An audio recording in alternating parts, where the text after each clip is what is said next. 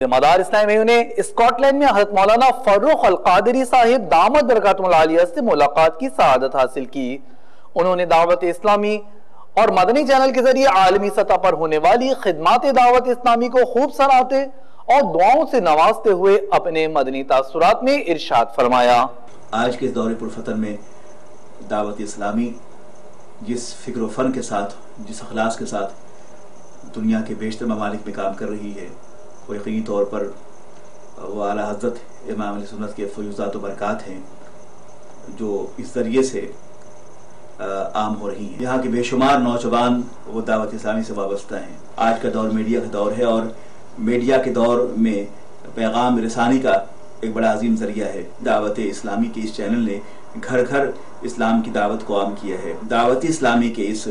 مدنی channel نے بڑا نمایاں کردار ادا کیا ہے، دلوں میں عشق رسالت کے چراغ کو روشن کیا ہے، ہمارے پاؤں کو استقامت فی دین کی طاقت دی ہے، نگاہوں کو گنبد خضرا کی روشنیاں عطا فرمائی ہیں، جلوتیں عطا فرمائی ہیں، اور پھر فکر رضا کو عام کرنے میں بڑا نمایاں کام کیا ہے۔ حتیٰ کہ آپ نے دیکھا ہے کہ کنز الایمان ترجمہ قرآن کی تفسیر و دروس حدیث، اور پھر بہار شریعت حضرت علامہ مفتی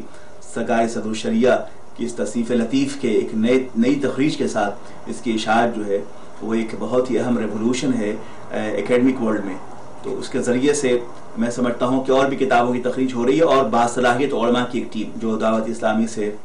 وابستہ ہے، کوشاں ہیں، اور اپنے دور کا مؤرخ اس انقلاب کو لکھے گا جو انقلاب مصطفی کے تعلق سے دلوں میں پیدا ہوا ہے، عشق رسالت کا چراغ روشن کیا ہے۔ اس کا تعلق دعوت اسلامی سے ہے، اور پھر دعوت اسلامی کے امیر و بانی امیر اہل سنت حضرت علامہ محمد الیاس قادری رضوی دامت برکاتہم العالیہ نے جس انداز سے اپنے مبلغین کی تربیت فرمائی ہے اور جس اخلاص کے ساتھ دعوت دین کے تعلق سے پوری دنیا میں اس کام کو پہنچایا ہے، وہ یقینی طور پر پوری دنیا اسلام سے مبارکبادیوں کے مستحق ہیں۔ تصوف، مشاہدہ اور علم کے تعلق سے انہوں نے اپنے مبلغین کو اتنا آراستہ کیا ہے کہ گھر سے نکلے اور مسجدوں کو آباد کریں، نماز مسجدیں پڑھی جائیں، مسجدوں کو آباد کیے جائیں۔ انہوں نے اپنے مبلغین کو جن اخلاقیات کے زیور سے آشنا کیا ہے، یقینی طور پر ہم ان میں ہمارے لیے اخذ و جذب کے لیے بہت کچھ موجود ہے۔ حضرت علامہ مولانا محمد الیاس قادری نے جس طرح کے علمی انقلاب کو مدنی چینل کے ذریعے سے، اپنی تصنیفات کے ذریعے سے عام کیا ہے، بلا شبہ وہ مبارکبادیوں قابل ہیں۔ جو میں نے کتاب دیکھی فیضان سنت ہے، یا پھر ان کی تصنیف لطیف غیبت کی تباہ کاریاں، انہوں نے اس کتاب کو لکھ کر غیبت کے خلاف جنگ چھیڑ کر اور اپنے طلباء کو، مدرسین کو، مبلغین کو غیبت کے خلاف محاذ آرائی کا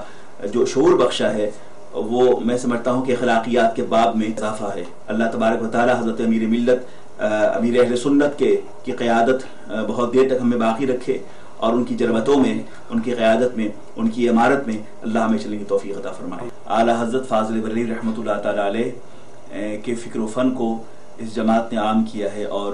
بار بار فتاوی رضویہ، فتاوی رضویہ، فتاوی رضویہ اور اعلیٰ حضرت کنز الایمان کے حوالہ دے کر دنیا کے بے شمار افکار باطلہ کو بتایا ہے کہ اعلیٰ حضرت فاضل بریلوی رحمۃ اللہ تعالی علیہ وہ صرف گزشتہ صدی کے مجدد نہیں تھے، بلکہ آج بھی